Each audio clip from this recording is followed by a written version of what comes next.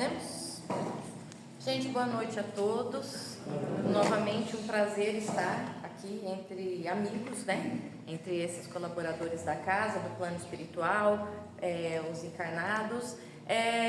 Quero agradecer primeiramente a Deus, mas sobretudo a vocês também, porque a Celinha sempre fala, todo mundo que vem aqui tem que estudar muito para vir aqui, né, Celinha? Você não fala? Porque é muita responsabilidade, gente. De estar aqui já era responsabilidade antes de ter esse negócio gravando. Agora que está gravando, então, que fica gravado as nossas palavras, a responsabilidade é muito grande, né? A dona Regina sempre fala isso, comenta, nós comentamos, o nosso senso de estar aqui, medo de a gente falar alguma coisa, porque estamos à frente de uma doutrina maravilhosa, de uma doutrina esclarecedora, então temos que ter esse compromisso com a verdade. Então eu agradeço essa oportunidade de estar aqui, porque sabe como que é a carne, né, gente? A gente na matéria dá aquela folgada, então tendo esse compromisso de estar aqui, a gente é obrigada a ler e ler e ler mais livros e fazer aquilo que Kardec nos orientou. Espíritas, amai-vos. Esse é o primeiro ensinamento. Espírita, instruí-vos. Já que a gente não consegue amar como deveríamos, então vamos nos instruir pelo menos, né? Então vamos estudar um pouquinho. Então eu agradeço essa oportunidade de estar aqui. Como é de costume, eu gosto de seguir uma sequência. Eu estou fazendo o Evangelho, todos esses nossos encontros aqui onde nós conversamos, eu estou fazendo o Evangelho na sequência, os 4 primeiros capítulos. Hoje, pela lógica, eu iria entrar pelo o capítulo 5, né? Mas eu resolvi dar uma parada. Por quê? Porque esses 4 primeiros capítulos, eles apresentam a síntese do que eu considero como o objetivo do Espiritismo, como conceito dos fundamentos do Espiritismo. Então eu gostaria de falar um pouquinho mais sobre isso. Então vou dar uma pausinha, sem sair do roteiro, mas falando um pouquinho mais, dando uma parada para falar um pouco mais sobre essa síntese que eu chamei nessa palestra, né? Nessa nossa conversa, de cristianismo redivivo. Tá? Por que cristianismo? Né? Muitas pessoas ouvem que nós falamos espiritismo e cristianismo como sinônimo, ouvem com um pouco de estranhamento, até mesmo com um pouco de negação, como se o cristianismo e o espiritismo fossem coisas completamente diversas, como na verdade não, é só partir pela lógica. Qual é a base do espiritismo? Qual é a base moral do espiritismo? Não é o evangelho de Jesus? Se seguimos Jesus, Cristo, somos cristãos, nossa doutrina é cristã, é um cristianismo, né? Mas as pessoas não veem dessa forma, muitas pessoas estranham isso, até mesmo por conta da origem dos outros cristianismos. Então, os cristianismos, tirando o espiritismo, os cristianismos, que nós chamamos de cristianismos abraânicos, eles surgem da mesma fonte que é o judaísmo. Então, todos os outros cristianismos, eles vêm do judaísmo. Por quê? Porque Jesus era judeu. E os seus companheiros de jornadas eram judeus também, que se converteram a essa doutrina nova que eles foram plantando. Então, veio daquelas raízes judaicas, aí passou pelo cristianismo primitivo, catolicismo, até chegar no protestantismo, que deu origem a todos os tipos de cristianismo. Já o cristianismo do espiritismo não é o cristianismo que veio daquela fonte, nós viemos de outra fonte, porque o cristianismo do espiritismo foi revelado. O cristianismo do espiritismo é uma religião revelada, foi revelada a nós por meio dos espíritos, por meio dessa gama de espíritos liderados pelo Espírito Verdade. Então, a fonte de onde veio o nosso, vamos dizer assim, o que nós chamamos de espiritismo, nosso cristianismo, veio de outra fonte. Até por isso que nós, espíritas, acreditamos em algumas coisas que os outros cristianismos não acreditam. Pluralidade de mundos habitados, a própria reencarnação, a conversação com os espíritos. Tá? É por isso que nós estamos um pouquinho diferentes deles. Mas, na verdade, o cristianismo é um só. Porque a verdade, a palavra de Deus é uma só. O que acontece é que antes ou depois de Jesus vieram emissários trazer essa palavra dele, os ensinamentos dele. né? Vieram muitos emissários, nós podemos citar Moisés, podemos citar todos os profetas do Velho Testamento, podemos citar em outros pontos, né? Buda, Confúcio e outros missionários, o próprio Maomé, Kardec, que veio após. Então, todos esses missionários vieram trazer a doutrina de Jesus, trazer um pouco do ensinamento de Jesus de alguma forma, uma parte dessa verdade. Porém, cada um a seu tempo e de acordo com o que o povo podia receber naquele momento. Então, nem todo mundo teve o mesmo pedaço de verdade, vamos dizer assim. Então, a verdade absoluta e resplandecente como o sol, só com o Mestre Jesus. Foi só com o Mestre Jesus que veio essa verdade inteira, completa, e não ela fragmentada, né? Para a gente comparar um pouquinho, ter essa noção de que, será que mesmo, que eu gosto muito de questionar, eu questiono a mim mesmo muito o tempo todo, né? Eu acho que é bom, mas, né, essa é uma prática que vocês podem ou não gostar. Para a gente realmente questionar, será que o Espiritismo é realmente um cristianismo? Em que pontos nós podemos provar? Porque a nossa doutrina é aquela que não tem medo da razão face a face. Então, onde nós podemos verificar mesmo que a nossa doutrina, ela está de acordo com o cristianismo? Então, primeiro ponto, vamos voltar lá no início do cristianismo, quando ele nem existia ainda. Vamos falar daquele que anunciou a vinda do Cristo, que foi João Batista. Como diz no livro de Isaías 43, a voz que clama no deserto. O que é a voz de João Batista, né? A gente fala São João Batista, é costume. De João Batista clamava no deserto. O que ele clamava? Arrependei-vos. Era isso que ele clamava. Quando ele anunciava a vinda do Messias, a vinda do Mestre Jesus, ele dizia: arrependei-vos, porque está chegando o dia que nós deveremos encontrar aquele que vai trazer toda a verdade. E ele trazia essa ideia mesmo de transformação. Tanto que João Batista, né, não é o sobrenome dele, eu durante muito tempo, quando era pequena, achava, viu gente, que Batista era o sobrenome dele. Então, João Batista é Batista por quê? Porque ele instituiu o batismo da forma com que a gente mais ou menos conhece, porque era uma prática judaica. No judaísmo, vamos dizer, na época de Jesus, eles pegavam o rio, pegavam umas partes do rio, faziam como se fossem tanques, onde as pessoas entravam e se purificavam. Porque naquela época, gente, a maior parte, ou quase todos os judeus, achavam que para eles terem sucesso, terem tranquilidade e terem a salvação, bastava duas coisas: ter nascido numa família judaica e não rejeitar a Torá. Se eles fizessem tudo isso, eles estavam salvos. E aí, durante algumas coisas que aconteciam, por exemplo, eles tinham que se purificar, aí eles entravam nesses tanques. Por exemplo, as mulheres, depois que elas passavam pelo período de menstruação, elas tinham que entrar nos tanques para se purificar. Então, eles entravam para se purificar. Somente os não-judeus, quando se convertiam ao judaísmo, que faziam a circuncisão, eles entravam nesse tanque, guiados por um sacerdote, para aí sim fazer a conversão. E era nesse ponto que João Batista pegou o batismo. Ele usava o batismo não como uma forma de purificação, lavou, está novo.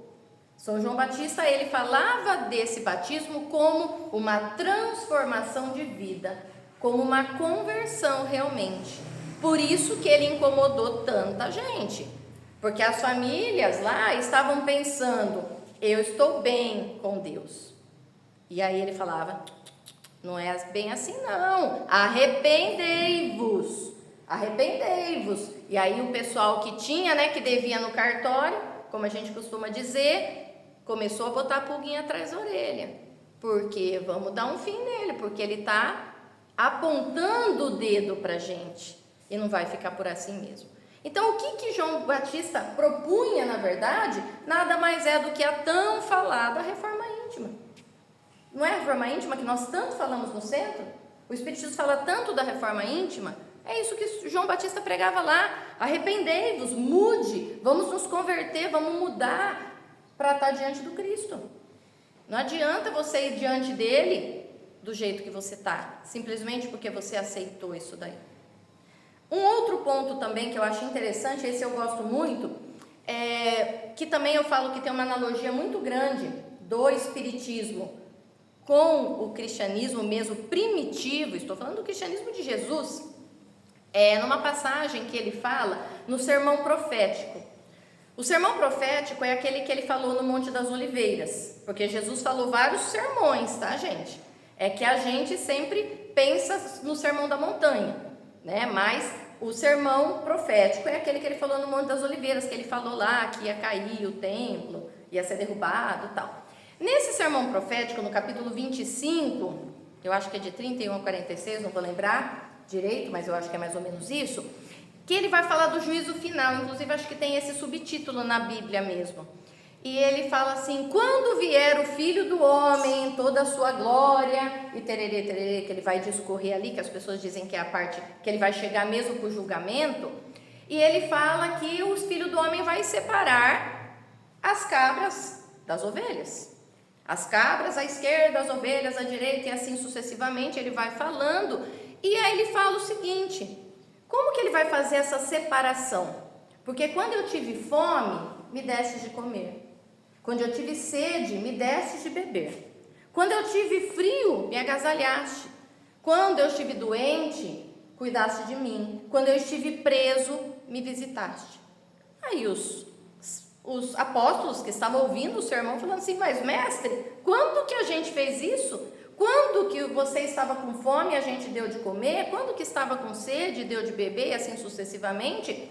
E aí Jesus fala: quando fizeste isso a um dos meus pequeninos, foi a mim que fizeste. Então, qual é a única? Nós estamos falando da fala de Jesus, não estamos falando da minha fala nem da fala de ninguém aqui. Qual foi a única condição que Jesus dá em separar os que realmente estão arrependidos, aqueles que vão para um lugar melhor dos outros? A caridade. Só. Ele não falou em nenhum momento que ele ia separar porque esses são judeus, esses não são. Ele não falou porque esses seguem essa religião, esses são espíritas, esses não são. Nada. A única coisa que importa realmente, que importou para o mestre ele ter falado, é a caridade. E qual é a bandeira do Espiritismo? Fora da caridade não há salvação. Em nenhum momento, nenhum espírita fala fora do Espiritismo não há salvação. O próprio Chico falou que se tivesse fora do Espiritismo, ele não seguiria o Espiritismo. É fora da caridade não há salvação. Porque a caridade é a base do Evangelho de Jesus. Se eu não sou caridoso, eu não tenho amor. Se eu não tenho amor, eu não tenho nada.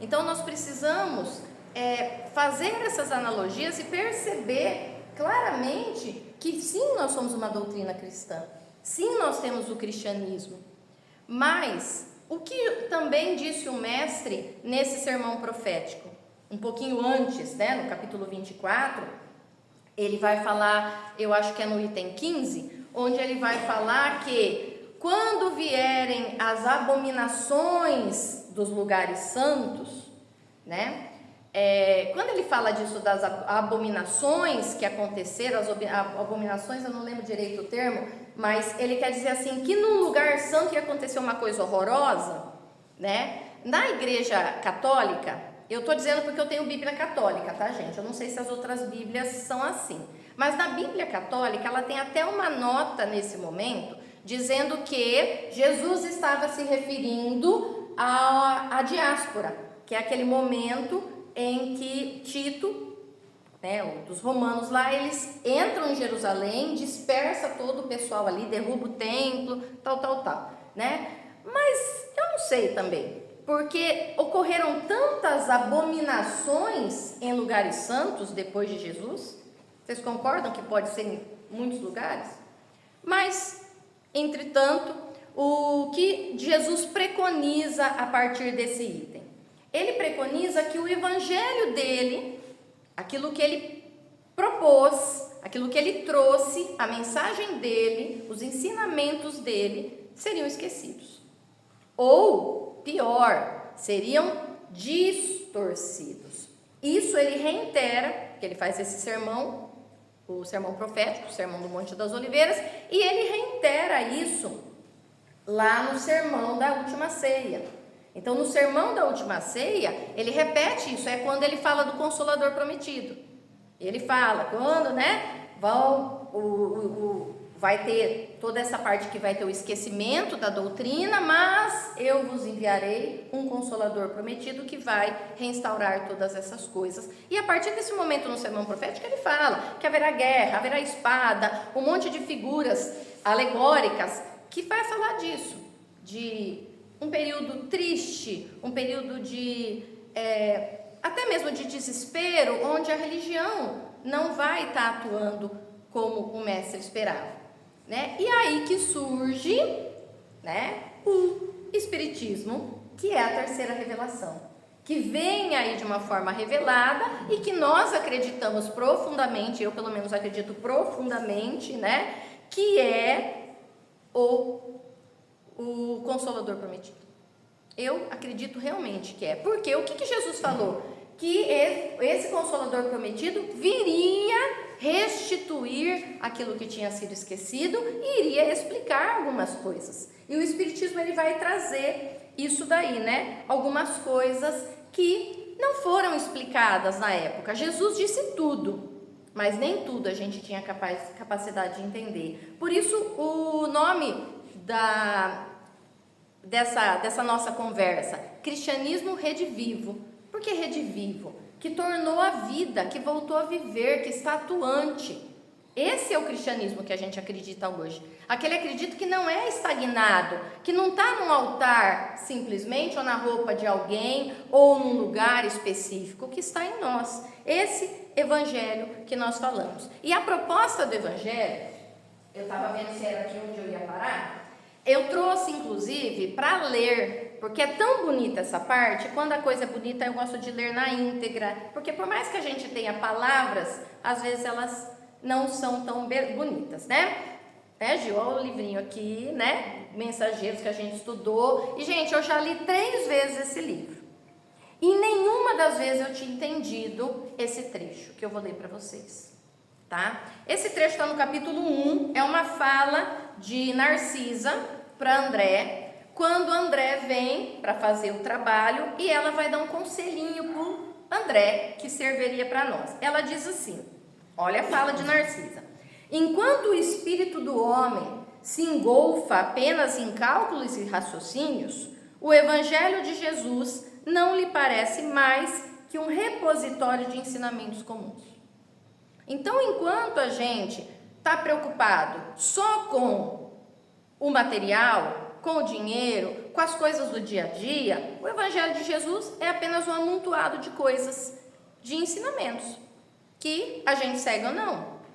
Ele não está vivo em nós, tá? E ela continua, né? Mas, quando se lhe despertam os sentimentos superiores, verifica que as lições do mestre têm vida própria e revelam expressões desconhecidas de sua inteligência, à medida que se esforça na edificação de si mesmo como instrumento do Pai.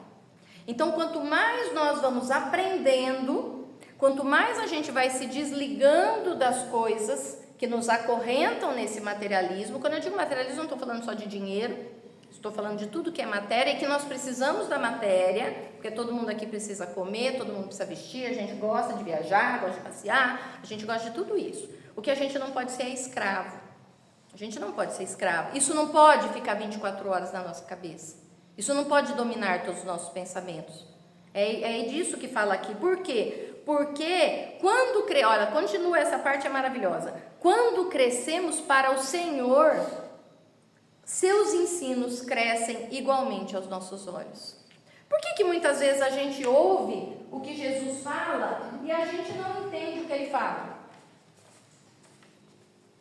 Parece uma coisa tão distante o que ele fala para nós. Sabe por quê, gente? Porque falta entendimento dentro de nós.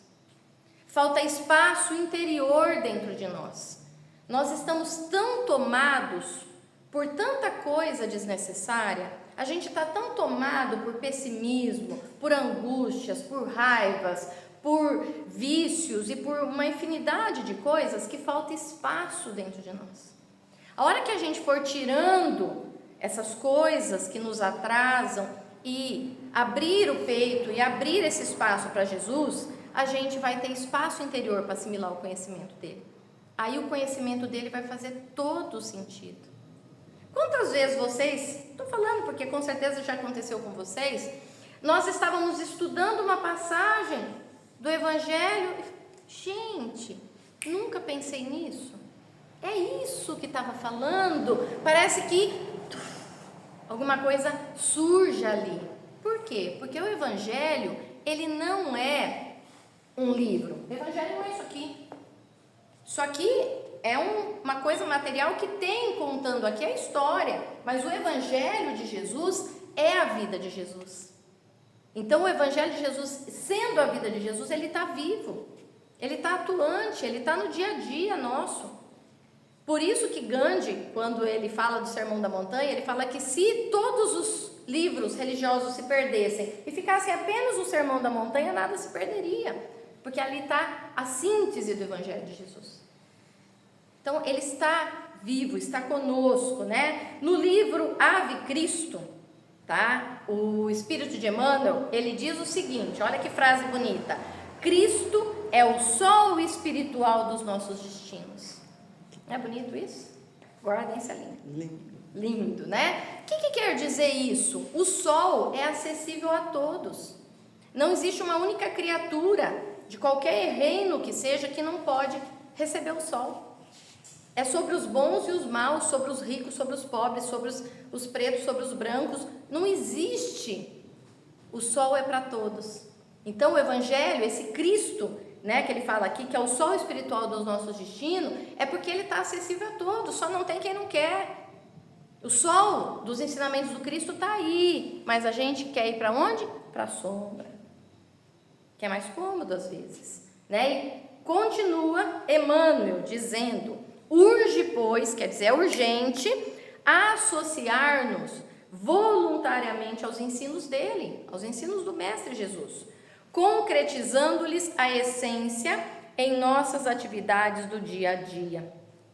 Então a gente precisa trazer logo esse Evangelho para a nossa vida. Não o Evangelho que a gente não entende, que muitas vezes a gente lê e a gente decorou até a passagem. Nossa, eu até decorei essa passagem, mas aquele Evangelho que realmente vai fazer parte da nossa vida. Mas para isso a gente precisa o quê? Daquelas duas coisinhas que eu falei no começo. A gente precisa da reforma íntima. Olha, minha aluna estava prestando atenção na aula, ó, estrelinha para você. Então, reforma íntima, porque se eu não me reformar, eu não for jogar todas as coisas fora que está aqui, não entra nada novo. O Evangelho de Jesus precisa de espaço para isso, tá? E a melhor forma de eu fazer reforma íntima é a caridade. Vou contar outra historinha para vocês, também dessa coleção aqui, que eu estou ficando cada vez mais apaixonada, né? O Gil vai ter que ficar fazendo curso para a gente até não sei quando, até a gente ver todos os livros. Tem um livro que chama Obreiros da Vida Eterna. A gente já estudou ele, o pessoal aqui que estudou também lembra. Tem uma parte do Obreiros da Vida Eterna em que, no livro Obreiros da Vida Eterna, para quem não leu, tá, gente? Eu acredito que a maioria já deve ter lido, mas para quem não leu, eles vêm à Terra para ajudar 4 ou 5 desencarnes, eu não lembro direito, tá? De 4 ou 5 pessoas. Mas antes deles virem, como, né? Eles vão pedir ajuda da espiritualidade maior. E aí eles vão num setor que tem lá no nosso lar, num lugar do nosso lar, onde eles recebem os espíritos superiores. Não é em qualquer lugar, porque não pense que é espírito superior, ele chega ali, baixa ali, não, tá? O espírito que eles vão receber é tão superior que ele não consegue se materializar ali, porque ele não tem perispírito compatível com o nosso lar, hein, gente? Não estamos falando daqui, não. Então, aí eles vão lá fazer, aí eles têm que, o cara é até meio duro, né? Um Emmanuel da vida, disciplina, disciplina, disciplina, como gosta de lembrar a Neuzinha. E ele fala, ó, pensamento firme, senão a gente não consegue fazer o quadro. E aí eles começam a plasmar um quadro. Lembram disso? Estão lembrando? E no meio desse quadro surge o espírito. Olha, imagina a envergadura desse espírito. Para ele ter que aparecer dentro de um quadro no nosso lar. Que é o espírito de Acléspio, acho que é, vou lembrar. É cada nome nesses livros também, né, gente? Não ajuda a gente. E esse Acléspio, ele chega cheio de pergaminho embaixo do braço. Aí, quando chega lá para perguntar, chega uma mulher, pergunta, cada pessoa que pergunta, ele puxa um pergaminho e abre o pergaminho e lê um trecho. O que ele lê? Ele lê alguma coisa, nossa, das esferas superiores? Não. Ele lê uma passagem de Paulo, ele lê um ato dos apóstolos, ele lê uma frase do mestre. Ele lê isso. Então, o que os espíritos lá da esfera desse Acléspio estão estudando? Mesma coisa que nós. Mas eles estão entendendo a mesma coisa que nós? O que será que eles entendem quando a gente lê uma frase de Jesus? Vocês já pensaram? Qual é a profundidade que eles entendem daquilo ali? Porque é aquilo que eles estão estudando. É a mesma coisa. Mas nós não conseguimos ter essa profundidade ainda. Tá? Então é isso que o Evangelho segundo o Espiritismo ele vem inaugurar. Ele vem inaugurar essa nova perspectiva de olhar o Evangelho do Cristo de uma forma viva, de uma forma atuante, mas principalmente com as chaves que o Espiritismo dá para a gente. Uma das chaves mais conhecidas que o Espiritismo nos dá é a reencarnação. Como entender a justiça de Deus sem a reencarnação? Eu não consigo imaginar. Não tem como entender os atributos de Deus, todo amor e toda justiça, com aquele tanto de coisa que a gente vê. Por que uns com tanto, uns com tão pouco? Por que tanta desigualdade? Por que tanta injustiça? Mas nós sabemos, né? Repetindo as palavras do Gil também, não existe injustiçado, existe injustiça. Por que não existe injustiçado? Porque a gente acredita na reencarnação. E a reencarnação vem trazer essas respostas para a gente, né? Então, essas chaves que o Espiritismo dá para a gente faz com que o quê? As coisas se ampliem na nossa cabeça. A gente começa a pensar nas coisas e o Espiritismo, ele não faz um corte com a ciência, ele traz a ciência para a gente. Então a nossa consciência se amplia ainda mais, porque a gente começa a pensar, como que eram as curas de Jesus? Como eu consigo entender as curas de Jesus a partir da ciência, mas também com a fé que eu tenho, né? A gente começa, imagina, a cabeça da gente começa até a fundir, né? A gente começa a pensar que nós somos um planetinha, a gente é poeira cósmica, né? No meio desse trilhão de mundos que existem aí. Então tudo isso traz pra gente o quê? Um pensamento ampliado de um Deus cósmico. De um Deus cósmico. E essa visão de um Deus cósmico que cuida de um universo desse tamanho faz com que eu pare para pensar, será que esse Deus cósmico está preocupado com a roupa que a pessoa vem louvar ele? Será que esse Deus cósmico está preocupado com essas coisinhas tão pequenininhas do dia a dia? Eu lembro até hoje que eu falei, gente, uma vez que teve uma escola de samba, e ela fez uma representação teatral onde tinha Jesus e tinha uma pessoa que era o diabo. E todo mundo disse que ia cair um grande castigo, porque, gente, se Deus não castigou quando o pessoal jogou 2 bombas atômicas em 2 cidades completamente inocentes, acho que ia achar ruim de uma coisa teatral dessa. Deus tudo vê e é tudo justiça. Nós estamos aqui de acordo com o que nós estamos plantando. Então esse pensamento de que Deus vai nos castigar, porque Deus está olhando isso, começa a ficar uma coisa tão pequena. Vocês entendem onde eu estou querendo chegar? Então nós entendemos isso, que essa nova forma do Espiritismo abre um olhar para a gente que até então a gente não tinha. Então vou dar uma liçãozinha de casa para vocês, tá, gente? Quero que vocês pensem, toda vez que forem ler uma passagem, forem ver uma coisa, em que a minha visão mudou após eu conheci o Espiritismo? No que eu mudei? Essa passagem aqui eu entendi diferente depois que eu conheci o Espiritismo? Então, eu quero convidá-los a pensar nisso. Para a gente finalizar, eu vou fazer uma analogia que eu achei fantástica, que foi feita pelo Arthur Valadares. É bem rapidinho, tá, gente? Vocês estão com frio também, eu também estou. O Arthur Valadares, ele vai fazer uma interpretação, sob a luz da doutrina espírita, desse pedaço do sermão profético, que eu gosto muito também, que é a parte que fala do fim do mundo. Eu acho que eu gosto muito, porque quando eu era criança, eu já contei aqui, eu tinha muito medo do fim do mundo, né? Então, depois a gente vai lendo muito, e foi muito bom saber que o fim do mundo, esse fim do mundo que pregavam, não existe. Para mim foi muito tranquilo descobrir isso. Então, ele tem um pedaço no Evangelho, acho que é no 31, é no capítulo 24 também, onde ele vai falar o seguinte, olha aqui. Logo após esses dias de tribulação, que dias de tribulação ele está falando? Ele está falando daquele lá, onde a abominação ia virar no lugar santo. Nós estamos lendo uma sequência aí. Então ele vai falar assim, logo após esses dias de tribulação, o sol escurecerá, a lua não terá claridade, cairão do céu as estrelas e as potências do céu serão abaladas. Ele enviará seus anjos com estridentes trombetas. Nossa, você pensa assim, isso aqui é o fim do mundo mesmo, né? Não tem à toa que o pessoal achou que era o juízo final mesmo. E aí pensa, depois desses dias de tribulação, o sol escurecerá. Quem é o sol que nós falamos? É Jesus. Jesus estava falando nesse momento dos seus ensinamentos que iam ser de uma forma ofuscados. Por isso escurecerá, não ia morrer. Escurecerá, porque não tem como ofuscar eternamente a luz do Mestre. Ele continua, a lua não terá claridade. Quem é a lua? A lua, para quem já estudou aqui da escola, é o satélite que reflete a luz do sol. Então, a lua eram as pessoas que deveriam estar levando, as pessoas das religiões que deveriam estar levando o Evangelho de Jesus à frente. E o que essas pessoas preferiram fazer?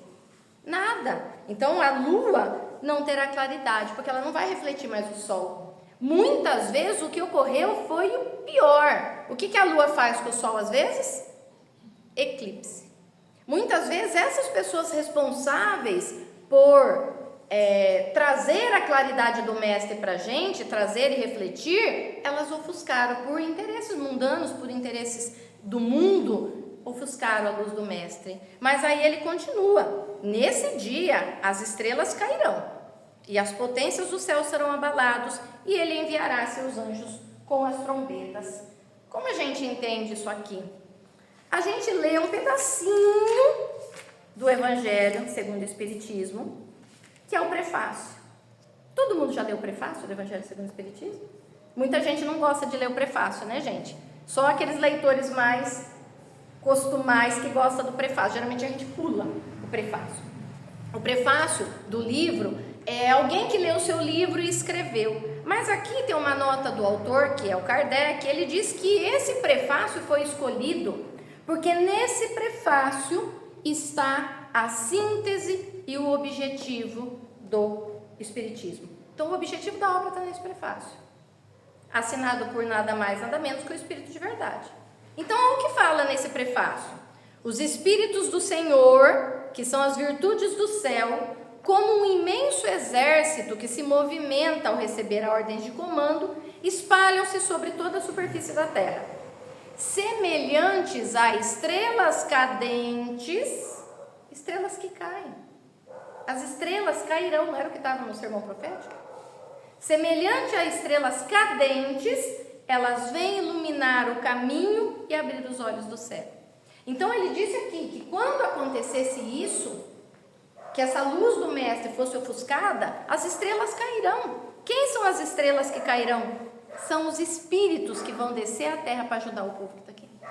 Então não é uma coisa ruim, né? E ele continua: eu vos digo em verdade que são chegados os tempos em que todas as coisas devem ser restabelecidas em seu verdadeiro sentido, para dissipar as trevas, confundir os orgulhosos e glorificar os justos. As grandes vozes do céu ressoam como um toque de trombeta. O coro dos anjos se reúnem.